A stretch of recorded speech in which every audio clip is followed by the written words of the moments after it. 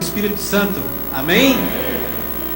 Eu agradeço o carinho que o pastor Geraldo Magela tem recebido a gente aqui na igreja, e a recíproca também é verdadeira. Nós amamos muito a família do pastor Geraldo, e é um prazer muito grande estar aqui com vocês. Eu digo que foi difícil a gente se livrar do compromisso nosso na nossa igreja, porque nós tínhamos também o encerramento do Pai, do Filho e do Espírito Santo, amém? Eu agradeço o carinho que o pastor Geraldo Magela tem recebido a gente aqui na igreja, e a recíproca também é verdadeira. Nós amamos muito a família do pastor Geraldo, do pastor Arlindo, e é um prazer muito grande estar aqui com vocês. Eu digo que foi difícil a gente se livrar do compromisso nosso na nossa igreja, porque nós tínhamos também o encerramento do mês da família hoje lá na nossa igreja. E eu e Soninha, nós ministramos junto com o pastor Celso e Ilma, o Ministério de Família ali na Assembleia de Deus Jardim da Penha. E a Ilma e Celso estão no Aribiri hoje. Eu e Soninha estamos aqui. O pastor Hércules ficou sozinho dessa vez. Mas graças a Deus, porque só pudemos atender esse convite do pastor Geraldo, dessa igreja aqui, pelo amor e o carinho que nós temos por eles também. E com certeza não deixaríamos de estar aqui com vocês. É um prazer muito grande, uma alegria muito grande ver e conhecer vocês aqui, o povo de Deus aqui dos Valentes de Davi. E o pastor estava falando sobre a irmã Anita, e ele mexeu um pouquinho com as nossas emoções, porque a irmã Anita foi uma bênção na nossa vida, minha sogra. E meu pai, muito sábio, um pouquinho antes de eu começar a namorar a Sônia, ele chegou para mim e falou: filho, você tem que fazer o seguinte, quando você começar a namorar uma moça, namora primeiro com a sogra. Namora primeiro com a sogra. Eu falei: pai, como assim? Olha, filho, você namora primeiro com a sogra, você conversa com a sua sogra e observa como ela trata o seu sogro, o seu futuro sogro, porque da mesma maneira que ela tratar seu futuro sogro, a sua esposa vai tratá-lo também. Graças a Deus, porque a Soninha é uma cópia da irmã Anita. Ela, quanto mais o tempo passa, mais parecida com a irmã Anita ela fica. Então é um prazer estar aqui. Fiquei muito comovido com esse convite e falar sobre família.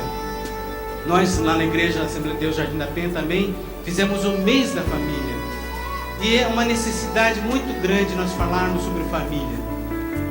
As famílias estão se desfalecendo, estão se desintegrando, e nós, Igreja de Cristo Jesus, temos que nos fortalecer na família.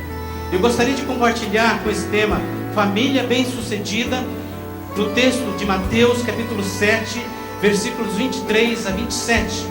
Gostaria que você abrisse a sua Bíblia, o Evangelho de Mateus, o primeiro evangelho, o primeiro livro do Novo Testamento, capítulo 7, versículo 23 a 27. Gostaria que você lesse atentamente comigo esse texto. Amém? Todo crente está com sua Bíblia aí?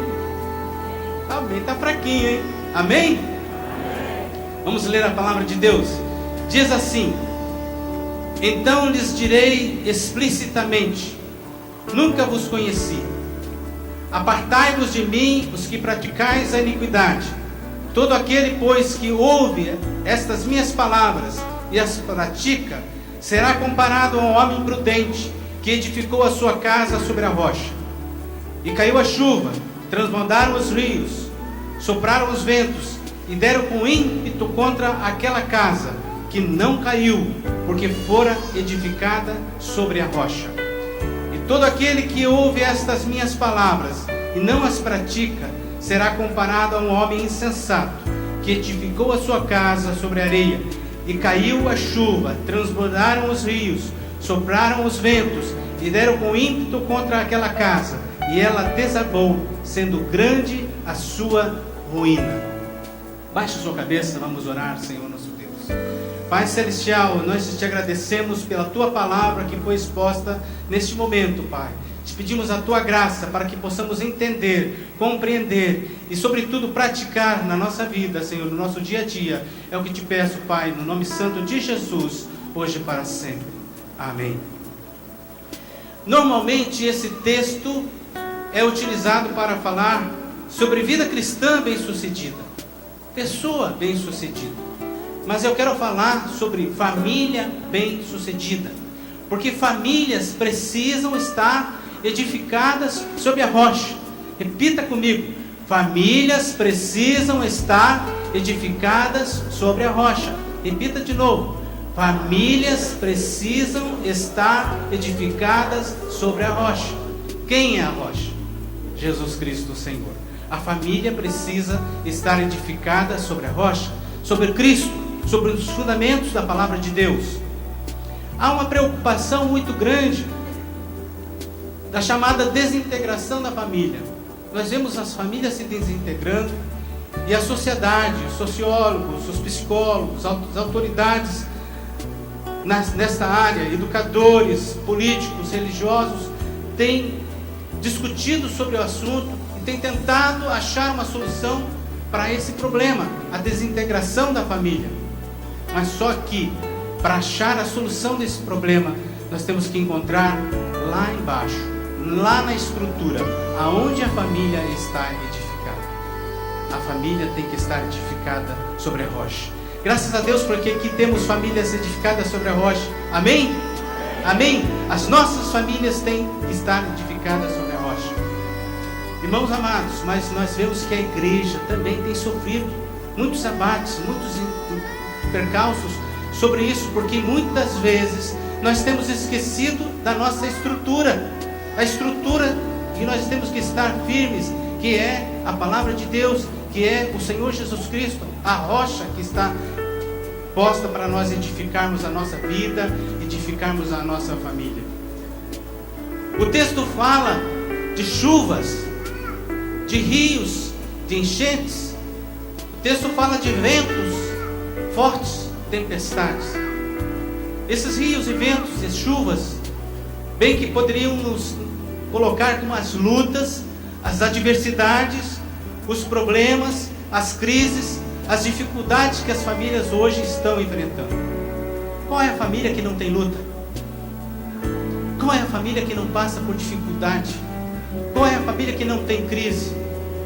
Mesmo nós cristãos, às vezes, passamos por dificuldades, passamos por crises. Nós não estamos isentos de lutas, nós não estamos isentos de dificuldades, de crises. Mas se nós estivermos na rocha, firme na rocha, nós passaremos pela tempestade e não haverá ruína dentro da nossa família. Não haverá ruína dentro da sua família. Se você estiver em Cristo, se você estiver em Cristo, não haverá ruína dentro da sua família. Repita isso e fala para o seu irmão: se você estiver em Cristo, não haverá ruína na sua família. É a única solução que nós encontramos na palavra de Deus é estar em Cristo Jesus, firmados na rocha.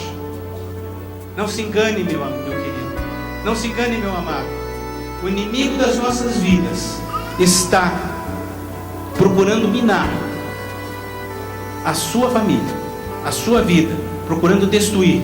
Desde então, lá do Éden, quando Deus instituiu a primeira família, quando Deus instituiu o primeiro casal, a primeira família, o diabo começou a trabalhar para minar a estrutura da família. É verdade ou não é? É verdade. Não se engane, meu amado. O inimigo das nossas almas, ele quer destruir. Sabe por quê?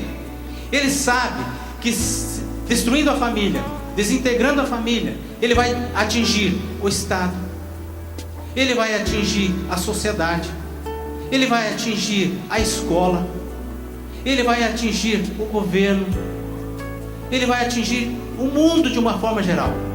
E sobretudo, sabe quê? Por que o diabo quer destruir a família? Porque ele quer atingir a igreja. Porque a igreja, eu sempre, desde pequenininho, quando ouvi falar, meus pais falando, igrejas fortes são constituídas de famílias fortes. É verdade ou não é? Igrejas fortes são constituídas de famílias fortes. Por isso que nós temos que estar estruturados na palavra de Deus. Porque as estratégias do inimigo são as mesmas sempre, desde o início, são conhecidas. Só que nós conhecemos a estratégia do inimigo e não tomamos providências, ficamos passivos, olhando as coisas acontecerem, se acomodando com as coisas do mundo. Eu gosto sempre de citar a palavra do apóstolo Paulo aos Romanos capítulo 12, versículo 2: não vos conformeis com este mundo, mas transformai-vos pela renovação da vossa mente, para que experimenteis qual seja a boa, perfeita e agradável vontade de Deus. Nós não podemos nos conformar com essa cultura. A igreja tem que estar com a contracultura. A igreja tem que protestar. Uma vez no passado nós éramos chamados de protestantes, e hoje nós protestamos o quê? Nada. Nós não protestamos nada. As coisas acontecem e a gente passivamente aceita, e muitas vezes as coisas acontecem dentro da igreja porque nós estamos passivos, aguardando as coisas acontecerem. O inimigo das nossas almas quer destruir a família, mas eu quero declarar nesta noite que você tem o poder de Deus, que é o evangelho transformador, que transforma, que cura, que abençoa, que estrutura a família. Glória a Deus. Glória a Deus. As estratégias do inimigo são as mesmas, e nós vemos aí muitas pessoas se enveredando, muitas famílias sendo destruídas por causa do sexo. E hoje o sexo se tornou assim, cibernético, pela internet. Quantos, esses dias nós estávamos tratando de um casal que estavam se separando porque ela encontrou um ex-namoradinho pela internet e começou a se corresponder com ele novamente. E o casal estava, a família quase se desintegrando, se separando. Nós trouxemos ela para dentro da nossa casa, tratamos, conversamos, depois trouxemos ele, fizemos a renovação de votos, e foi uma bênção. E hoje está uma bênção. Por quê? Porque voltou para a estrutura, para a base. Hoje nós vemos aí sexo, bebidas, drogas. Nós vemos aí o consumismo, famílias comprando deliberadamente as coisas e se endividando. Quantas famílias estão na crise, com a crise financeira, com a crise do dinheiro, o ativismo, não tem tempo mais para conversar com os filhos, não tem aquele tempo mais para fazer o culto familiar, não tem aquele tempo mais de passear com o filho, com a filha e conversar da intimidade. Esses dias eu fiz uma surpresa para o meu filho, falei assim: filho, vamos lá na padaria comprar pão. Nós estávamos sozinhos em casa, e ele falou assim: pai, vamos comprar pão? Vamos lá comprar pão, depois a gente volta para casa tomar café. Aí eu peguei, tomei um outro caminho e falei: pai, mas a padaria é para cá, mas eu vou comprar pão numa outra padaria lá na frente. Aí quando ele viu que eu estacionei em frente a uma pizzaria, ele gosta de pizza, aí ele abriu um sorriso: pai, a gente vai comer pão aqui, ué. Daí comemos aquela pizza junto, conversamos, ele falou das ideias dele, eu falei das minhas ideias, conversando. Até hoje ele fala: pai, nós precisamos repetir aquele dia, hein? É muito bom a gente sair. Quantas vezes você fez isso com o seu filho? Quantas vezes você fez isso com a sua filha? Nós temos que ter tempo de qualidade para gastar. Às vezes não é o tempo todo, mas um tempinho de qualidade que você invista no seu filho, que você invista na sua filha. Aquilo vai marcar indelevelmente o coração do seu filho, da sua filha. Invista na sua família. A Bíblia não esconde os acontecimentos negativos das famílias dos nossos patriarcas. Vocês já observaram que a Bíblia não esconde as crises, as dificuldades das famílias dos nossos patriarcas? Ela conta a história de Adão e Eva.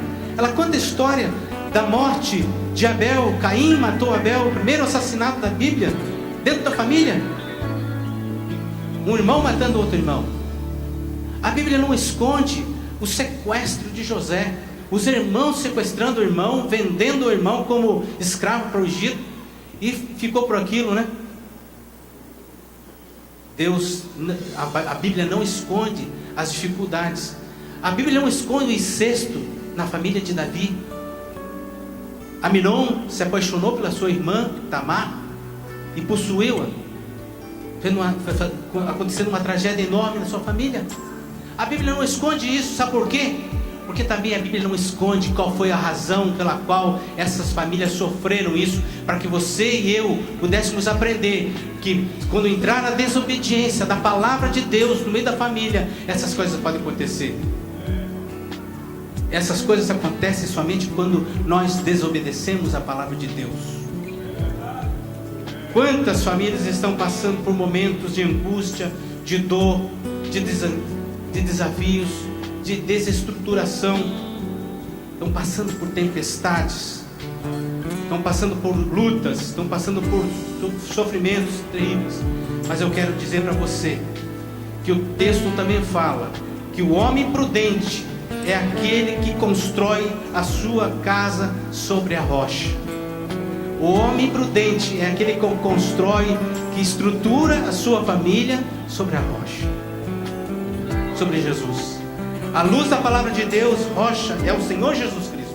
Em Efésios capítulo 2, versículo 20 diz: edificados sobre o fundamento dos apóstolos e dos profetas, e de que Jesus Cristo, que é o principal pedra de esquina. Fundamento dos apóstolos e dos profetas, a palavra de Deus, e Jesus Cristo, que é a nossa rocha. A família precisa de uma base, de um alicerce, de um fundamento, de uma estrutura forte. Caso contrário, ela fica solta, frágil, volúvel, sem resistir aos embates. Todos nós vimos no início desse ano a tragédia que aconteceu no Rio de Janeiro, lá no Morro de Niterói, lá no Rio de Janeiro. Quando a chuva torrencial que caiu logo no começo desse ano, a gente viu as notícias em que o morro desceu, matando muita gente, destruindo muitas casas, e muitas famílias ficaram sem casa, ficaram abandonadas, ali perdidas, sem saber o que aconteceu, e muitas mortes aconteceram. Eu achei interessante que logo depois de uma semana as pessoas estavam discutindo sobre aquilo, por que aconteceu aquilo. Daí foram lembrar, pastor Geraldo, que aquelas casas, aquelas famílias fundaram suas casas sobre um lixão, sobre um monturo. Ali era um lugar de depósito de lixo, e o lixo solidificou e as pessoas construíram casas ali. E elas, no momento que construíram suas casas, sabiam que aquilo ali era um lixão, um ex-lixão. Só que o passar do tempo, elas se acomodaram, e as famílias começaram a construir casas e mais casas, e se tornou um bairro em cima do lixão. E veio a chuva, começou a minar. O que aconteceu? Veio a destruição. Muitas casas caíram, muita gente morreu. Eu quero perguntar nesta noite para você. Você não precisa responder para ninguém, não. Responda para você mesmo. Aonde está edificada a sua casa? Aonde está edificada a sua família? Porque muitas vezes nós estamos fazendo igual aquele povo do Rio de Janeiro, construindo a nossa casa em cima do lixo.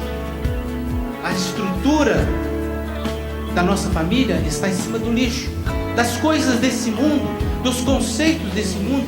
A Bíblia fala muito sobre sofismas.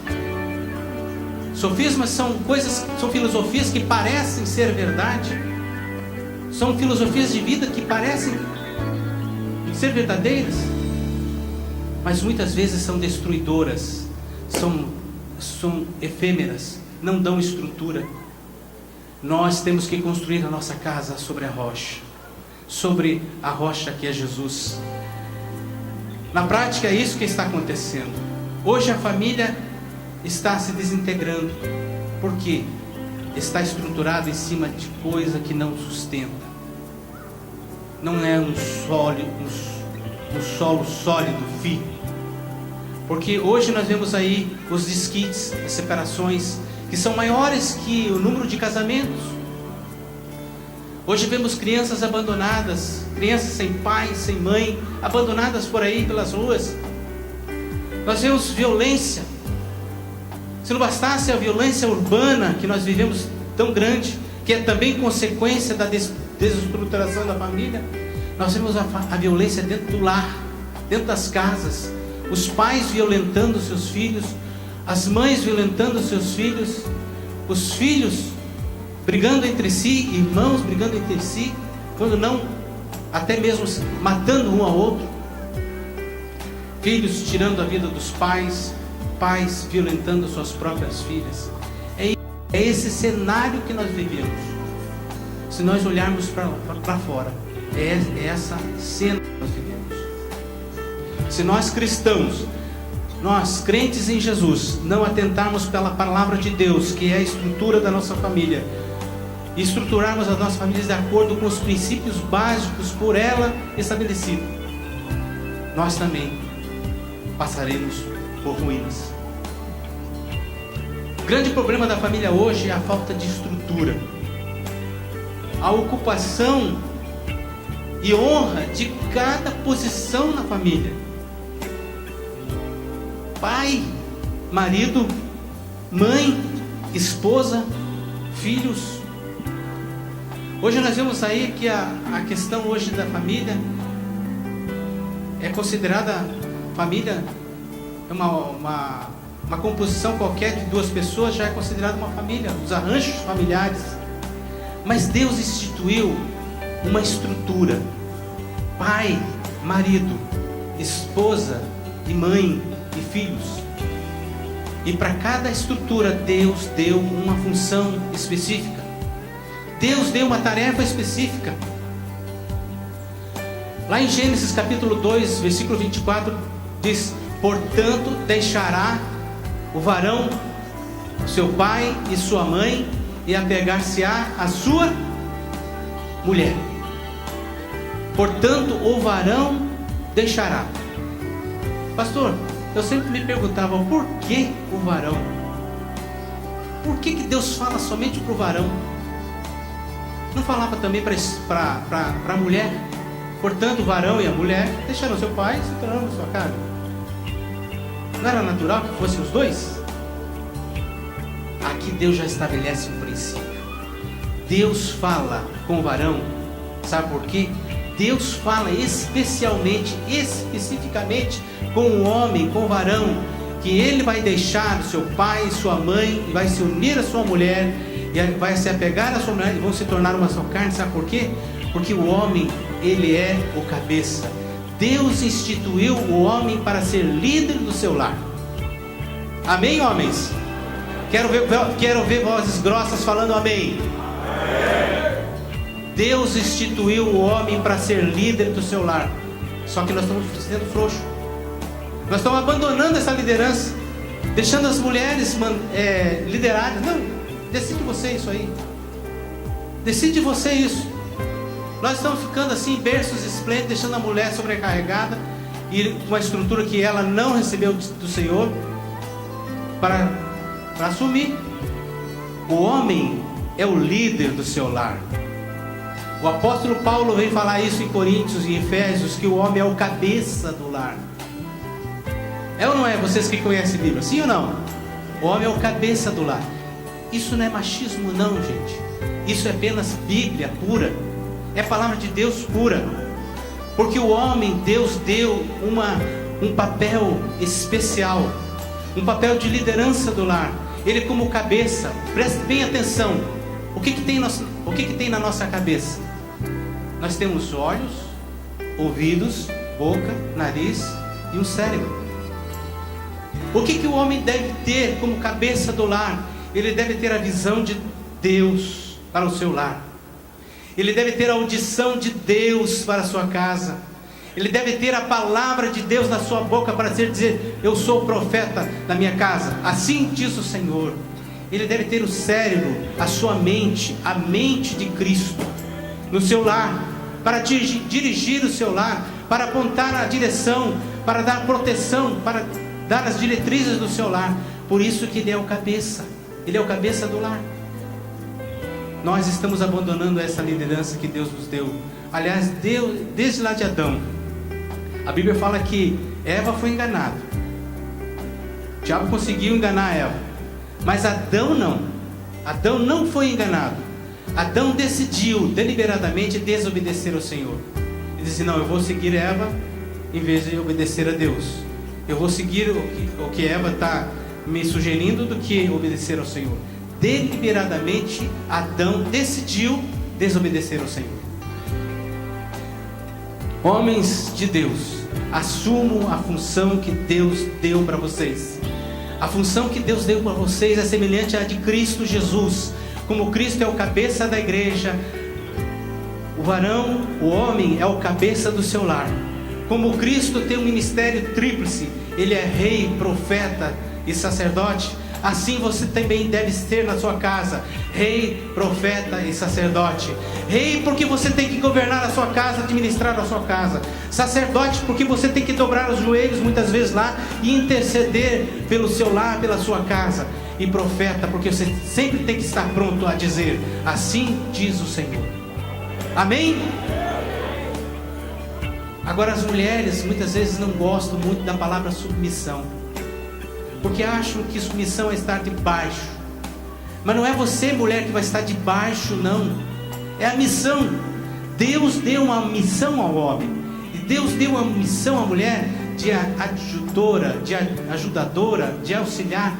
Sabe o que vai acontecer? A mulher é aquela que auxilia o homem nessa missão. Nessa missão, ela vai estar debaixo da missão do seu esposo. Ela vai estar ajudando o seu esposo na missão que Deus deu de liderança. E como as mulheres ajudam, graças a Deus pela minha bela esposa ali, que Deus me deu, a minha querida esposa, porque ela me ajuda. Ela sempre está me apontando, olha. E às vezes as mulheres têm, às vezes não, a mulher tem essa capacidade, essa intuição de enxergar mais pelo coração. O homem enxerga mais pela razão. E muitas vezes o conselho da mulher é muito importante. É a ajuda que a mulher tem para com essa missão.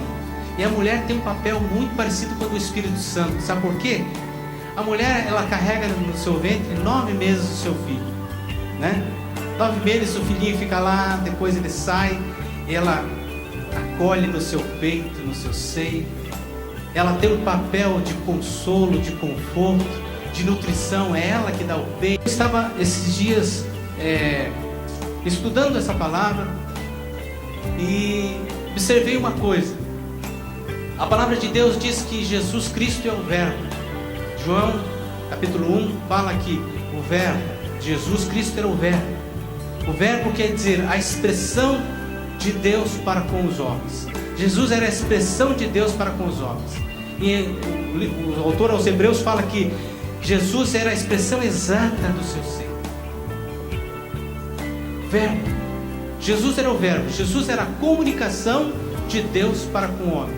Ele sendo o cabeça da igreja, ele era a comunicação de Deus para com o homem. Daí o Senhor falou comigo: o homem tem que ser o Verbo dentro de casa. O homem tem que ser a expressão de Deus dentro de casa. A expressão de Deus dentro de casa. E sabe o que acontece? A mulher vai ajudar o marido o pai, o marido nessa missão. Porque por ele sozinho é difícil. A mulher sábia impõe para a sua casa a questão da lei. O pai é a lei, o pai é o governo. E muito embora às vezes o pai não está dentro de casa, às vezes ele é um caminhoneiro, às vezes ele é um policial, trabalha muito fora, mas a mulher sabe dizer assim para os filhos: olha, o seu pai não gosta disso, ou quando o seu pai chegar eu vou falar com isso, mas o seu pai não falou que pode fazer isso. Ela coloca o seu marido na posição de honra. A mulher sábia, ela faz isso. Essa estrutura que nós estamos perdendo durante o passar dos anos. Agora, a questão dos filhos. A Bíblia fala assim: filhos, obedecei a vossos pais, ou dar a honra aos vossos pais, porque isso é grato ao Senhor. E é o primeiro mandamento com promessa. Você quer ser bem sucedido? Você quer ter sucesso na vida? Dê a honra devida aos seus pais. Dê a honra devida aos seus pais, ao pai e à mãe. Teve um casal que, jovem, moça da nossa igreja estavam namorando, já estavam noivo, já estavam com a data marcada para o casamento. E a mãe dela não consentiu o casamento. A mãe dela, não quero o casamento, não quero que você se case, eu não abençoo esse casamento, eu não aprovo. Daí os dois vieram falar conosco, comigo e com o senhor. Pastor, nós estamos com a data marcada, nós já decidimos, já vamos mandar fazer os convites. E agora a minha sogra, a mãe dela, falou que não abençoou o casamento, mas nós vamos casar. O senhor faz o nosso casamento? Eu falei, não, de jeito nenhum. Nós não fazemos casamento assim não. Você não vai se casar. Cancela tudo. Conversamos com ele. Falei assim, nós vamos propor a você a orar com você, para que o Senhor possa mover o coração da sua sogra, para que ela possa abençoar o seu casamento. Porque se você não casar com a bênção da sua mãe, da sua sogra, você não estará honrando os seus pais, honrando a sua família. A questão da honra, da obediência é muito importante. E você vai carregar isso para o resto da sua vida. A sua estrutura do seu lar vai estar com uma rachadura, vai estar com um perigo. E aquele moço, ele obedeceu, e nós oramos por ele, oramos. E não foi muito tempo de oração, não. Quando você ora com fé, Deus resolve rápido. E ele estava louco para se casar, acho que foi uns 3 meses, se não me engano. Nos 3 meses, ele chegou para nós e falou assim, pastor, a nossa sogra, ela consentiu o casamento. Eu falei, como que foi? Ela chamou minha noiva ela chamou a filha para ir ao shopping. E quando ela disse assim, vamos lá no shopping, ela falou assim, vamos fazer o que no shopping? Nós vamos comprar um enxoval do seu casamento. Eu falei, mãe, o enxoval a senhora não falava de casamento? A senhora está consentindo então o casamento? Sim, filha, eu estou consentindo, eu abençoo o casamento de vocês. E eles puderam dar glória a Deus. Você sabe o que acontece? Esse casal hoje é um casal de pastores aqui da igreja em Vitória, aqui da Grande Vitória, e são abençoados. Tem uma igreja enorme e é um casal novo, abençoado. Eu tive sexta-feira com eles, puderam nos abraçar. Ele me deu um abraço, disse meu pai. Eu me sinto até emocionado quando eu recebo um beijo deles assim, porque eles têm um carinho muito especial conosco, porque ele honrou seus pais no casamento. Filhos, honrem seus pais. Filhos, vocês querem ter sucesso no casamento, querem ser bem sucedido na vida profissional, querem ser bem sucedido na sua vida conjugal, honrem os seus pais para que vocês tenham vida bem sucedida. Essa é uma promessa de Deus infalível. Quando você faz isso, quando você ora, quando você reivindica a bênção do Senhor com essa honestidade, você pode fazer a oração de Ezequias: Senhor, eu tenho sido fiel a Ti. Senhor, eu tenho sido fiel a Ti. Eu tenho honrado meu pai, eu tenho honrado minha mãe, e você vai ser bem sucedido por isso. Amém? A Bíblia também fala, o texto também fala da família, do segredo da vitória. O texto diz assim: o homem prudente é aquele que ouve e pratica a palavra de Deus. Bem-aventurado aquele que ouve e pratica a palavra de Deus. Repita: bem-aventurado aquele que ouve e pratica a palavra de Deus. O segredo do bem-estar, da harmonia, do equilíbrio da família está na prática dos princípios fundamentais da palavra de Deus. Nós temos que voltar à palavra. Irmãos amados, nós temos que voltar a comer a palavra de Deus. Aqui está o manual da família. Quer ser bem sucedido na família? Aqui está o manual da família.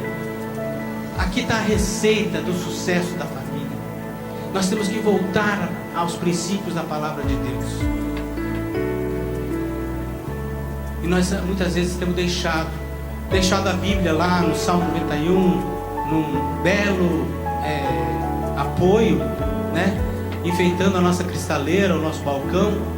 E até as páginas do Salmo 91 estão amarelas, assim, de tanta poeira que já caiu. O resto da Bíblia está branquinha.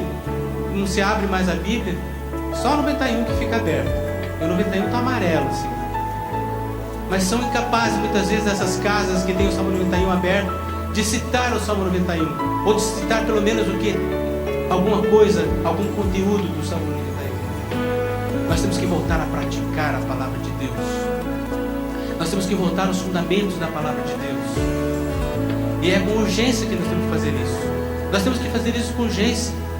A nossa casa, os líderes do lar, os pais, os maridos, têm que voltar a orar com seus filhos. Quanto tempo nós dedicamos à oração e à leitura da palavra de Deus? O texto fala de duas casas. Aqui cai e aqui não cai. O texto fala de duas casas. O texto, ou podemos dizer, de duas famílias. Que uma é construída sobre a rocha e outra que é construída sobre a areia. Pergunto a você: como está a construção da sua casa? Como está a construção da sua família? Como está a edificação, os fundamentos do seu lar? Você está sobre a rocha ou sobre a areia? Você está em área segura ou em área de... Meu amado, meu irmão, se você está em área de risco, cuidado. Procure uma área segura. E a área segura é o Senhor Jesus Cristo, é a palavra de Deus. Procure estruturar a sua rocha, a sua casa na rocha, sobre a rocha. Eu tive a oportunidade de fazer um passeio lá para o sul e conhecer o Vale do Rio Itajaí, aquelas cidades bonitas lá de Santa Catarina. Blumenau, Joinville, Brusque, Itajaí. E nós sabemos que o rio Itajaí ele tem vazões durante o ano que ele aumenta a sua extensão. Eu lembro muito bem, eu não esqueço disso. Nosso guia, ele era professor de história, ele conhecia muito bem a história daquelas cidades. E ele falou: olha, a cidade de Blumenau foi fundada por um alemão, sobrenome que leva o nome da cidade, Blumenau. E esse alemão, quando ele começou a cidade, ele começou a observar o rio e começou a colocar estacas. Ele começou a colocar marcos do leito do rio e começou a instruir as pessoas: olha, aqui você pode construir, que é a área segura. Aqui você não pode construir, porque o rio, nas enchentes, ele vem até aqui. Enquanto ele viveu, as pessoas obedeceram essa orientação, construíram as suas cidades longe das margens do rio, longe daqueles marcos. Só que ele morreu, as pessoas esqueceram daquilo, não observaram mais os marcos, não observaram mais os limites, e começaram a invadir a área do rio. Até hoje, as cidades do Vale do Itajaí, Blumenau, Brusque, Joinville, sofrem com as enchentes do rio Itajaí. Por quê? Porque não observaram os marcos. A palavra de Deus diz: não removeis os marcos antigos. Muitas vezes nós achamos que a palavra de Deus já está digamos assim, inadequada para os dias de hoje. Mas nós não podemos remover os marcos antigos. Nós não podemos remover as marcas, as instruções, as orientações que Deus deu para nós para edificar a nossa casa. Vamos ficar de pé. Quero que você fique de pé agora. Eu quero orar pelas famílias aqui. Eu sei que as famílias aqui são abençoadas, são edificadas sobre a rocha, porque vocês têm pastores, vocês têm homens de Deus aqui que instruem vocês na palavra. Mas eu quero abençoar você. Eu quero abençoar você que talvez tenha se descuidado de observar onde estão as estacas da tua casa, aonde estão as estacas da sua família. Porque muitas vezes o tempo, as crises vêm E acontece de nós observarmos isso somente quando a coisa acontece. Quando a tempestade vem, é que a gente vê que a gente não está firme. É verdade? Quando a tempestade vem, é que a gente vê que precisava construir uma casa longe daquele monturo, longe daquele lixo. Precisava construir a casa numa rocha. Meu amigo, não espere a tempestade vir. Não espere o rio encher. Não espere o vento vir com ímpeto sobre sua família, sobre sua casa. Estruture hoje a sua casa. Reestruture hoje. Reedifique hoje a sua casa na rocha que é Cristo Jesus, nosso Senhor. Eu quero orar por você. Eu quero orar por você. A gente tem trabalhado mais de 20 anos nesse ministério de família. A gente tem visto muitas coisas acontecerem, mas nós temos visto muitos milagres acontecerem também. Muitas famílias que estavam desfaceladas, desestruturadas, muitos casamentos que estavam a pique, nós vimos Deus restaurar. Nós vimos Deus restaurar. Lá no sul é muito comum a figura do carpinteiro que constrói casas de madeira. Meu pai é carpinteiro. Eu sou filho de carpinteiro. Como Jesus era filho de carpinteiro, eu também sou. E aqui está o Senhor Jesus, que pode construir a casa para você. Uma casa firme, estruturada sobre a rocha, estruturada sobre os fundamentos da palavra de Deus. Aleluia! Como a casa de Davi era forte dos cedros do Líbano, assim você pode construir a sua casa dos cedros do Líbano, que é a figura da palavra de Deus. Eu quero orar por você. Aquele que sentir vontade de vir aqui à frente, pode vir. Vem aqui à frente, nós queremos orar para que Deus abençoe a sua família, para que Deus estruture a sua casa, para que Deus mova, reforce a estrutura do seu lar, para que você tenha vitória em Jesus Cristo. Aleluia! Porque só em Jesus não existe outra coisa. Não existe remendo, subterfúgio, não existe jeitinho. Muitas vezes nós queremos fazer, dar um jeitinho na estrutura da nossa casa, remendar a nossa casa, botar uma estaca aqui, uma estaca ali, uma mão francesa ali, um jeitinho aqui. Não, Deus quer reconstruir, Deus quer estruturar, Deus quer fazer novo. Nós cantamos uma música, acredito que vocês cantam também, aquela de Zaqueu, que fala: entra na minha vida, entra na minha casa, mexe com a minha estrutura. Jesus quer mexer com a sua estrutura, sabe por quê? Porque Ele quer dar vida nova a você. Ele quer dar vida nova a você. Ele quer te dar segurança. Ele quer te dar confiança. Ele quer te dar uma base melhor. Glória a Deus. Vou pedir a Sônia que ore por vocês, para que Deus possa abençoar todas as famílias. Todos vocês que estão aí, que não puderam vir aqui à frente, porque o espaço é pequeno, coloque a mão no seu coração e vamos orar ao Senhor. João 10:10 diz que o ladrão vem, senão matar, roubar e destruir. Mas o Senhor diz: eu vim para que tenham vida e a tenham em abundância. Você que tem passado prova dentro do seu lar, muitas vezes lar de conflito, filhos fora dos caminhos do Senhor, filhos nas drogas. Você que precisa ocupar a função, ser rei, sacerdote, profeta dentro do seu lar, e você que não tem conseguido ser.